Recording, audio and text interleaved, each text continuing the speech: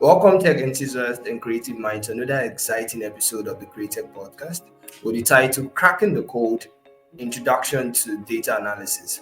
This podcast is where creativity meets technology. I'm your host, Olayewaju Tolu, and today we are thrilled to have a student guest who is not just well versed, but a trailblazer in the realm of data analysis. So grab your headphones and get ready to embark on a captivating journey into the world of data with our amazing guest, Halleluyah Omisore, who is a 300 level statistics student at the Kitty State University and also a data and statistical analysis and also an agric researcher. Welcome to the podcast. Hi, Hallelujah. How are you doing today? Doing very well, thank you. And how's it been so far? How's the data analysis world been so far? It's been a blissful / frustrating journey. Yeah, that I must be Okay. sincere. Yeah. All right. So, my first question for you is, what are the fundamentals of every aspiring data analysis that they need to be familiar with before embarking into data analysis? What are the Okay. fundamental things? Fundamental basics. Okay, per se. Let me just start with everyone can go into data analysis, right? Regardless of your course of study, regardless of your background, your race, your culture, regardless of anything, anybody can be a data analyst as far as or as much as you are ready to give yourself to it, you can be a data analyst.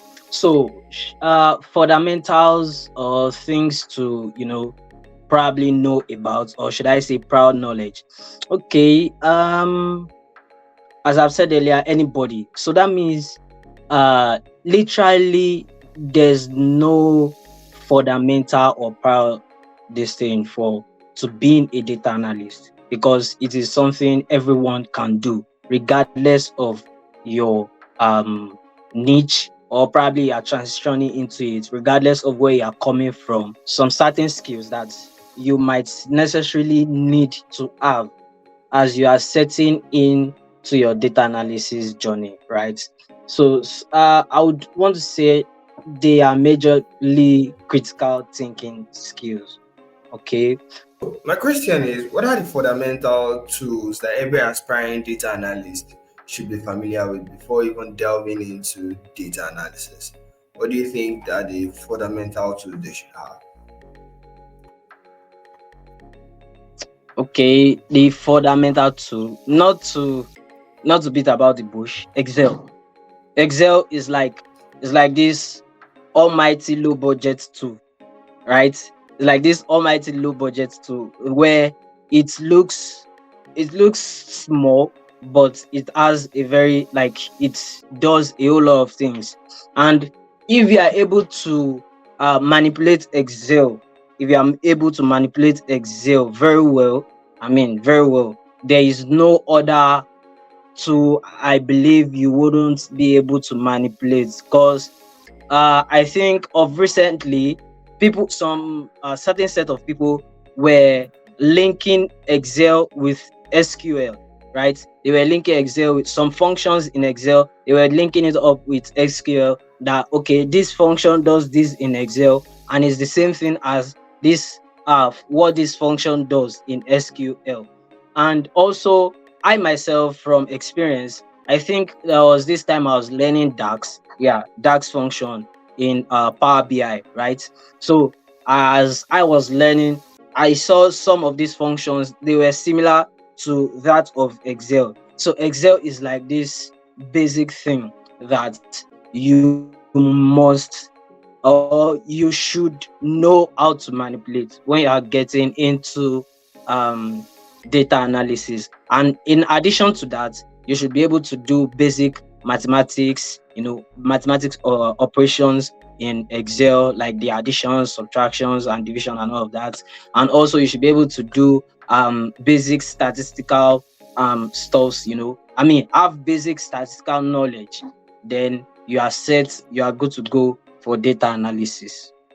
You mentioned Excel, you mentioned some few statistical mathematical analysis. So the second method based on Yeah. statistical method, I feel my question here is what are the roles of statistical method and how do they play in data analysis and how can individual bring in their statistical knowledge into data analysis? Okay, so when we talk about statistics, people feel is this huge stuff that that word statistics is like scary to many people, right?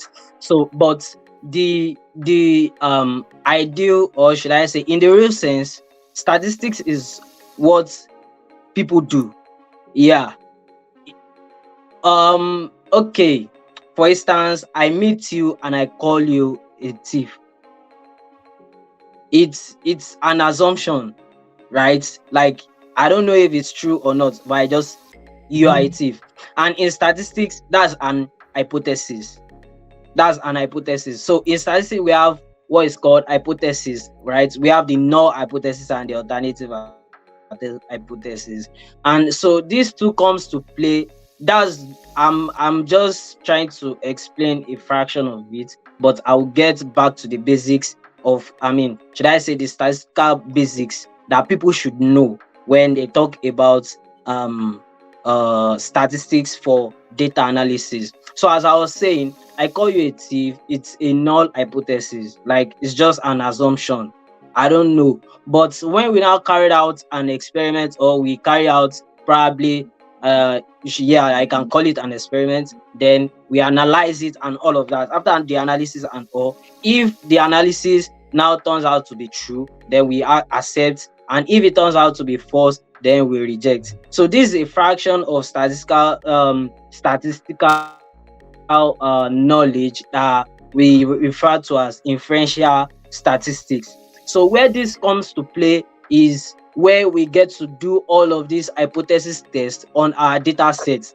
So there is like this number, we call it level of significance, where if you exceed that number, or if you come below that number, it then gives us a result. So when you go below, we say we accept. Then when you go above, we say we reject.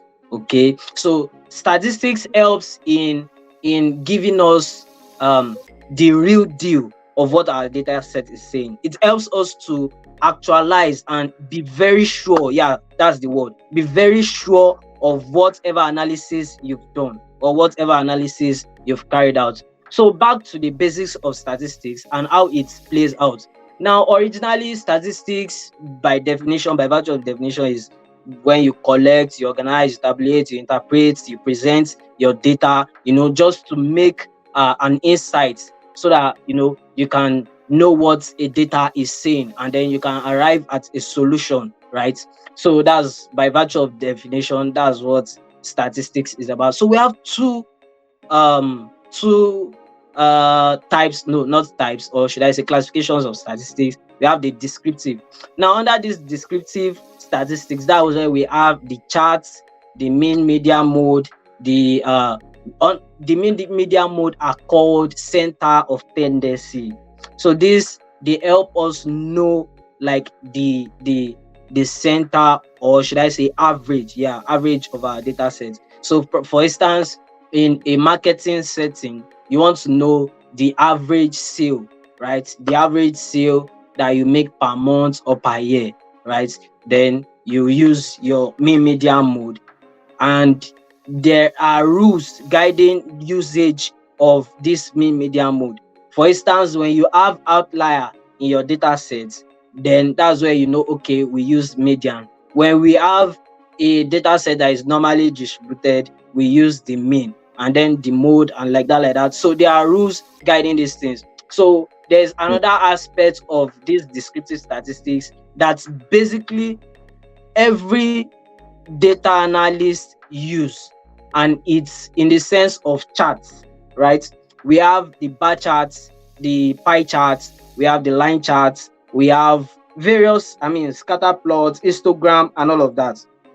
So all of these things, they are embedded in statistics, and how they get to play in data analysis is that all these charts, they help visualize your data. Probably after you must have analyzed your data, then this charts helps display it so that people who do not have knowledge as regards data analysis, they are able to interpret what the data is saying. For instance, you have the bar charts where a long or a vertical rectangle is longer than another vertical rectangle. Someone who doesn't, an old woman would easily know that, okay, this vertical rectangle that is longer is, shows, okay, this one is more than that one. You understand? So these are, Very well. one of the little things that Statistics. statistics helps in, yeah, data analysis. We still have more rows of statistics in data analysis. I understand, and I know that if I give you the opportunity, you're ready to spread out those knowledge, which is really a key influence to asking me the next question. We Okay. see in the realm of data analysis, there are some challenges, and there are things that we need to effectively overcome. So, in your own area, what do you think are the common challenges, and how can we effectively overcome those challenges? Okay. Challenges. Okay. Challenges. Now, you see, for people like me, should I confess or open up to you?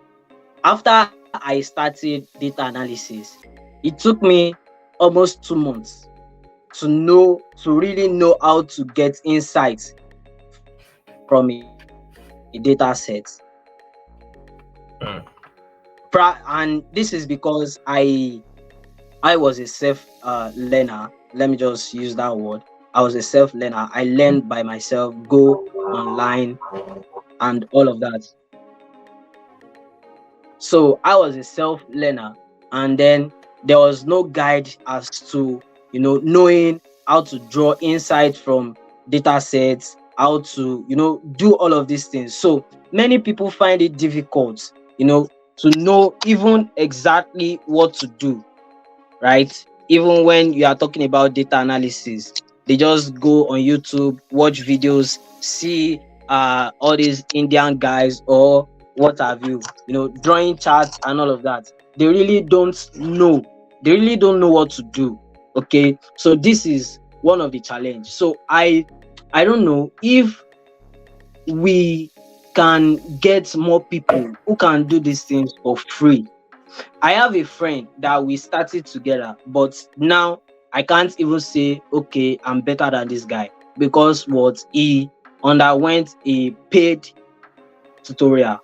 And going through a paid tutorial, you know what it means, going through a paid tutorial, or should I say a mentorship. And then Yeah. uh I couldn't afford it, but in that tutorial everything was broken down to them in shambles. And then he really understood what data analysis is. He really understood what all those, when he speaks some data analysis concepts, I'm like, it was from him I first had KPI. And when he said KPI, I was like, guy, what's the meaning of KPI? Like, in my head, I didn't ask him. I think I later went to research, okay, what's KPI? And then that's where I got to discover, oh, key points indicator, yeah, key points indicator, and all of that. So I think this is one of this thing. Many people don't even know. They don't even, okay, data analysis. Go to YouTube and they start watching videos. So many people don't really know. So if we can get people to do these things for free, because not everybody can afford it. Yeah, not everybody can afford it. So if we can get people who do these things for free, and although thank God we already have moves from data camp, and I think there are some organizations too that they give out scholarships and all of that, and then people get to learn better. And some other thing, problem and challenges that I think I noticed and affected me is that there is too much information, especially for people who go on social media, the likes of Twitter, right? There are too much information, and people who spend their time on Twitter following this information would lost. They will lose, or they will, should I say lose, or they will get lost. Yeah, because when you see this one talking about Python, that one is talking about Power BI, that one is talking about Excel, and even under that Excel, the person is saying things that you don't even know. Probably, the person is talking about and uh macros and VBA for data Yeah. analysis. I mean, you're like, what's this? And then you lose your feet. Like, you lose your feet. So there are too much information. So my advice is, don't get stuffed up with too much information. Be able to filter out the ones you need for yourself. Be able to filter out the ones you need for yourself. And there's this urge of making it quick. Like, they want to start earning. They want to start earning. No, it's data analysis is not a get rich quick scheme. Although for some people make it early in data analysis. Yeah, some people Exactly. start cashing out early. Yeah, Yeah. so, and majority of the people who start cashing out early are people who have access to mentors, right? I can say that people who have access to mentors, so the mentors would teach them, and let them, lead them around how to get jobs, how to get freelancing gigs, and all of that. But for people like me, no access to mentors, just have to pave way for myself and all of that. And although I still meet up with some people and be like, guy, bro, please help me, I want to do this. And they're like, okay, okay, okay, okay. Then, so that's it. And also there's this issue of dash dashboard. You see, dashboard, drawing of dashboard is not is not the the real, like, it's not what you should focus on for now. Drawing of dashboard is not what you should focus on. You should focus on knowing how to analyze data, like knowing how to bend data, like you carry data and squeeze the hell out of it. Then data visualization is like the endpoint. In chemistry, we have, when you are titrating, you have this endpoint. This endpoint, that's where you get the titer value and all. So dashboard is just like the endpoint of your analysis, right? Data visualize. So you should focus less on dashboard and know how to really, really bend the data, how to get insights. That's what you should, focus on. Think, okay, I've been given 3 columns, and these 3 columns cannot give me enough of what I need. What do I do to these 3 columns so that I can get, like, really, really get what is happening here? Probably you are given the price, the sales price, and the cost price. The sales price, the cost price, and the should I say, okay, quantity sold. From there, okay, sales price and cost price, then the quantity sold. From there, you should be able to get either the profit or the loss. And then from there, you get, various stuffs. You get various stuffs, and then you just, you are able to bend and get insights from the data set. So I think that's all for now. Although we still have more Yeah. challenging issues Very that well. if They are we all should challenging. really start shaking the table, we might not leave it today. So those Yeah. are like, yeah, those are like part of the issues that I can make mention of for now. Yeah. Yeah. So Thank you very much. You see, one thing I've come to realize, even as the world of tech is evolving, there are a lot of diverse information that we keep coping with, trying as much as possible to bring in this information. But if we are not able to streamline this information, it becomes a burden upon us. It becomes a yes, yes, challenge yes, yes. that we begin to think, oh, do I go for this? Do I go for that? And Yes. you actually spoken well. The fact of people trying as much as possible to want to build dashboard, even without even understanding what the data, even from the dashboard, they are not able to clarify that, oh, from this Exactly. visual of this visualization, this is what I'm looking at, this is what I want to do, which is a very good one. And Yeah, yeah, yeah, yeah, it yeah. allows me to prompt the next question, that the world of data analysis is changing. We are getting Mm. updates from the new softwares. And what do you think are the emerging trends and technology that you believe will shape the future of this? What do you think these are? Oh, with the way this data analysis is going, what do you think are the new emerging technologies that people can actually start banking on in the future of data analysis? Hmm. Okay. Um, what technologies can, like, people can start producing or bringing out of data analysis, right? Is that your question? Yeah, and the emerging technologies that you think that people can work with as regards data analysis. Are you there? Okay, when you say technologies, do you mean softwares people can use as regards data analysis? Yes, yes, yes. Okay, okay. So there are lots of data analysis softwares. I mean technologies, or should I? Yeah, softwares or technologies. There are lots of them. We have Minitab, we have Starter, we have SPSS, we have um, R.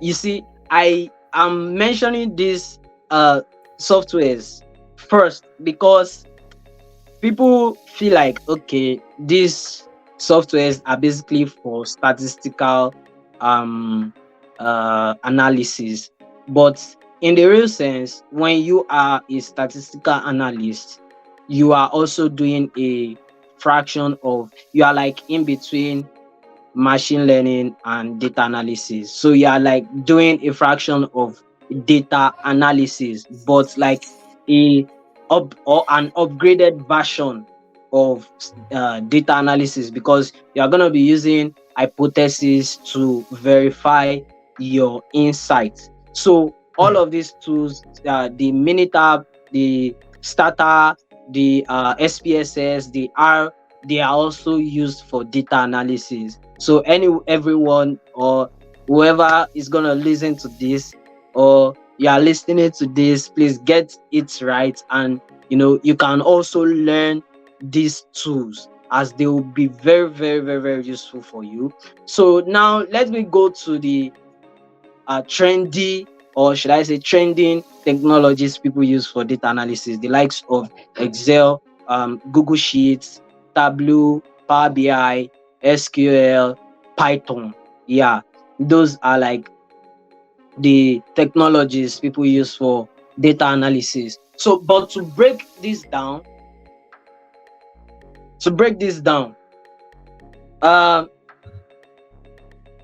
we have, or should I say, we use spreadsheets, right? We have spreadsheets. That's the likes of Google Sheets and Excel. Then we have visualization tool, the likes of Power BI and Tableau.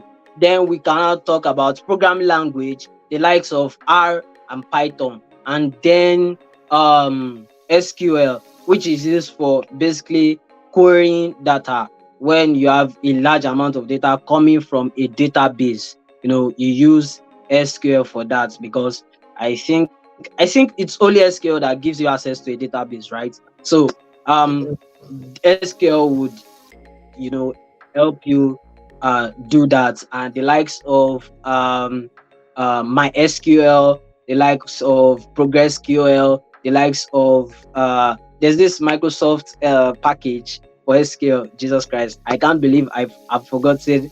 Because this is the exact tool I used to learn SQL.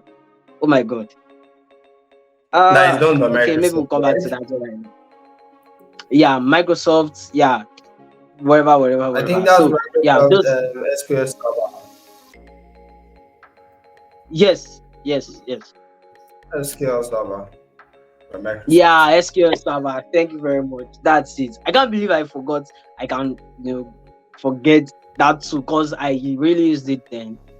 Though after I finished learning SQL, I didn't go back to it. It was I'd have to go back to start learning again because it was a hell of a ride then. My head were like was banging and it wasn't famorous. Let me use that English. Yeah. So those are the technologies we can leverage on when it comes to data analysis. Amazing, amazing. Even me myself, I've actually learned a lot, and I believe those that are listening to this podcast can also pick one of these tools and this emerging technology to begin their journey in data analysis. So, before we end this podcast, can you like give us a real world example of where data analysis led to a very transformative insight within a community and organization that you see, oh, because they were able to analyze this data, they were able to change a particular thing. Is there a real world example that you've seen, or you Okay, could actually back example? Yeah. a reward example. Hmm. In Nigeria. Okay. Really, at the moment,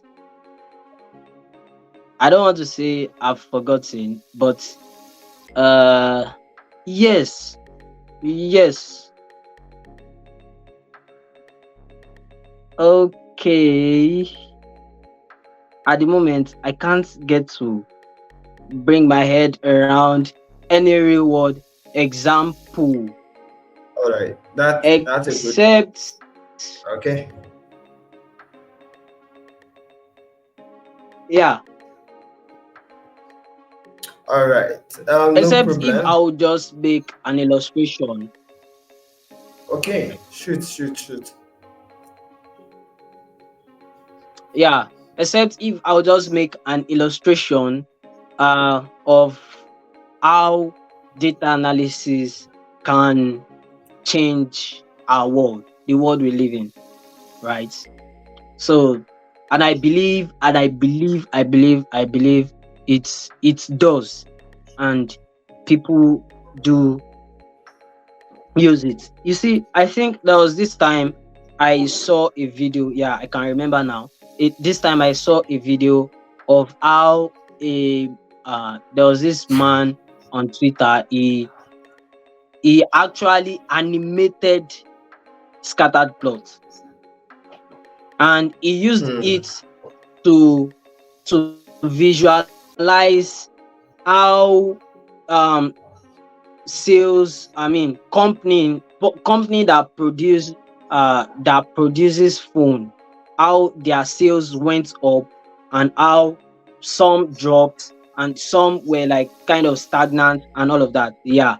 So if so that's like an illustration. So if all of these companies, I mean, which I'm very sure they would be making use of, even um from the upgrades of softwares, application, phone applications, I mean, all of these things that we use, even mobile phone upgrade and all of that, it is due to the fact that they have data, and in a way or the other they collect data from we customers, we that we use their applications, their products, and all of us that we use their applications and their products and all. So in a way or the other they collect data from us, right? There are some applications that would ask you, did you enjoy this? How was did you hear it well? Like the like of Twitter space, after you leave the space, they would ask you what went wrong, did you rate us, and all of that. So these are like practical examples of how, in even in the tech company, how they get to use data analysis to you know optimize, optimize their products, and that's where you see updates and all. I think yes. Audiomark. Audiomark. I was on app Play Store. Yeah, I think you should, if you notice, Audiomark would play you two songs and then put one ad in between. So on Play Store, people really complained. Like, people complained that okay, we don't want this. That's data. I'm telling you, that's data. And then they now responded that okay, we've upgraded our app. So when the I think now you have the opportunity to see a video ad, and after seeing that video ad, you'll be given 48 hours of free this thing access to AudioMark without any ad in between. Yes, Wow. without any ad in between. So that's a function of making use of your data, the data you collect, right? Even in pharmaceuticals, right? Before you can use a drug, before a drug is being pushed out, there are series of experiment and tests that, by virtue of data analysis and statistical analysis, by virtue of statistical analysis, these drugs would be verified that okay, this drug is suitable for use, where you where they get to do their experiments, and after experiments they analyze with the likes, using the likes of ANOVA. Yes, ANOVA, that's analysis of variance, and all of that. Even in agriculture, you test the yield of what's it called now, the yield of products, by virtue of application of fertilizers. So you test out fertilizers on a particular type of agri products, probably corn or cassava. Then after testing, then you collect your data, then analyze and check for the variation and compare the yield of all of these products. And these are ways with which people get to use data analysis or even statistical analysis to optimize their world. Yeah, because it's a world you create when you own a pharmaceutical organization or firm. That's your world, that's the world you live in. So in my world, I get to use my data, the data I collect from my customers and all, or the data we get from experiments and all of that. We use it to optimize our products so that we can have better sales, we can have good PR and all of that. So yeah, that's Oh, that's that's how data can be used. yeah, very very well. These are real world problem. Even recently, I would even say in the media industry, data has actually been really effective. Take the likes of Wow. Netflix, and if you look at the likes of Netflix, even YouTube as a whole, YouTube has this algorithm Yes, that has been yes, yes, has yes. been built upon that. If you are continuing watching a particular set of comedy, then there are other comedies that comes in. If you are Yeah, watching educational yeah, videos, yeah, yeah. maybe videos on Yeah, chemistry, on yeah. They physics, give you more. more insight. So I think data has played a major role in that, and it's really good we've been able to experiment this major data, because I feel for me, going into data analysis is not just going into the skill, it's going into the real world and solving the real world problems. And you've actually spoken a lot, especially the pharmaceutical and other places, other real world examples. Now, before we end this podcast, it's been an amazing time having you on the show. So, as we have to do it here, um, Thank you we very usually have, much. and you're welcome. Now, for beginners in data analysis, those that are just beginning, what would be your advice? What would you give them to build a solid foundation and for them to be able to navigate this complexity of the data world? So, what would be your advice to them? I Even at school, I love to see beginners who are willing, right? So here is my advice. When you start, it won't be easy. because you are going into a new world. And when you go into a new world, it doesn't suit your normal habitat. So when you go into a new world, you feel like returning to the place you were coming from, right? So you are going into a new world by going into the world of data, not just data analysis. You can decide to be a data engineer, a database manager, and all of that. But I will tell you that perseverance is what matters most, right? So when you persevere and you are not like you don't allow your emotions or your weariness, to overwhelm you. When you don't allow all of these things, you will thrive. You will thrive. And another advice that I would give to you as an emerging data analyst is that you should look for a mentor. It might be difficult. Many or some people would want to charge you if you are able. I advise people that if you can afford a paid course, purchase it. Very Value well. is not gotten for free. Value, you Mm. don't get value for free. No. So if you are able to purchase that value, purchase it. I know how much I've spent on some stuffs I've paid, to learn. I pay with my data. I have over Yeah. 300 plus videos on YouTube that I downloaded, and majority of them, like 90% or 95% of them, are data analysis videos. So I pay with my data. Do you think it's easy to have 300 plus videos, like 300 plus videos from YouTube with clear this thing, what's it called, graphics, not the likes that when you're watching the video strain your eyes to see the figures and all of that. No. So that's how I pay to learn. You can pay people, like literal people, human being, to teach you. And you see, as I said earlier, I and my friend, you know we you can't compare us to, you can't compare us. Is like, although when it comes to statistical analysis, I'm kind of way better because I do more of statistical analysis. Like, I expose myself to more of statistical analysis. But when it comes to data analysis, no, because he paid, and it was even during exams that he was taking this course. Every 8 to 9 p.m.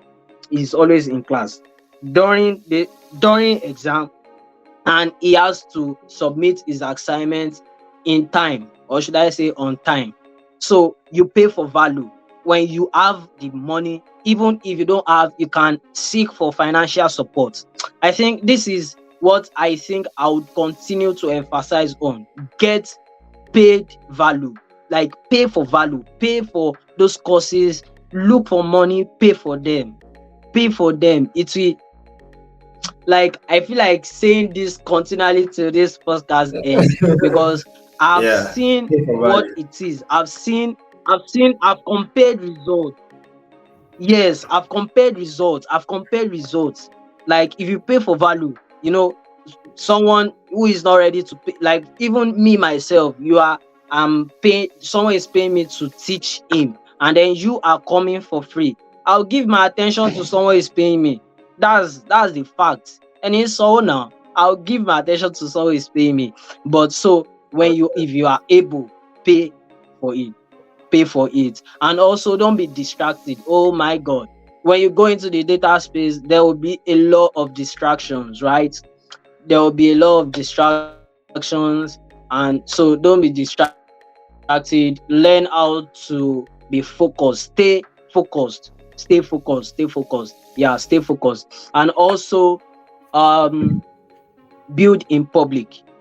And while Mm. at it, while you are building in public, be careful, because comments will come in.